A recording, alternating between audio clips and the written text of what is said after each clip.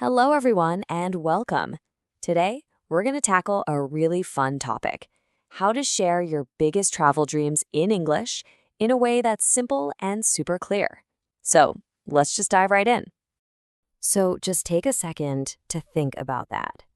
If you could go anywhere in the world, where would you go? Are you picturing a big, bustling city, or maybe a quiet, sandy beach? A mountain covered in snow? Whatever it is, that feeling, that dream, that's exactly what we're going to learn how to express today. And you know what? I promise it's going to be really easy and practical. By the end of this short explainer, you'll have a great little framework you can use to have this conversation with, well, pretty much anyone.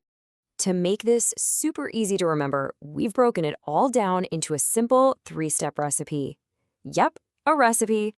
Just like when you're cooking, you follow the steps and you get a really wonderful result. And here it is. It's so simple. Step 1 is name the place. Step 2, give the reason. And finally, step 3, add the details. That's it. These simple steps just build on each other to create a fantastic answer. So let's start with the first one. All right, step 1, name the place. Honestly, this is the easiest part. All you have to do is say where you want to go. Don't worry about being perfect. The whole point is just to start the conversation. You can use any of these simple phrases.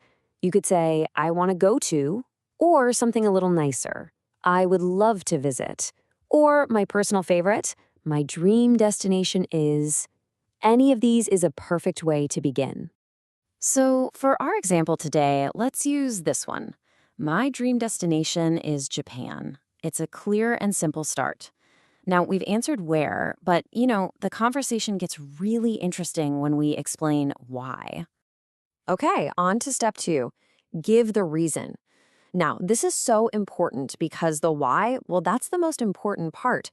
Your reason is what makes your dream special. It's what connects you to the place and invites the other person to listen to your story. And the easiest way to give your reason is to use one simple magic word: because.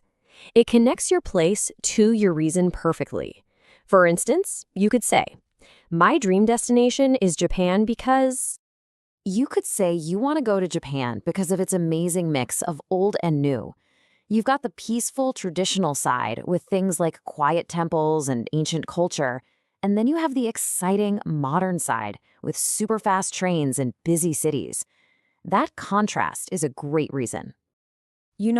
Another very popular reason to travel is for the food, or what we call the cuisine. Cuisine is a wonderful word for the special style of cooking that you find in a specific country. Now, this is a great example of a very specific reason. You could say you want to visit Japan because of the cuisine, and then add a detail like this. I want to eat sushi from a tiny shop where the chef makes it right in front of you. Wow! A detail like that makes the dream feel so real, doesn't it? And hey, this recipe works for any destination you can think of. So let's try another example. How about Italy? So, why Italy? Well, you could say it's because of the deep history and art that you can find pretty much on every street corner. Or maybe it's the beautiful scenery, from the mountains all the way to the sunny coasts. Or maybe it's the feeling, that famous philosophy of la dolce vita, which means the sweet life.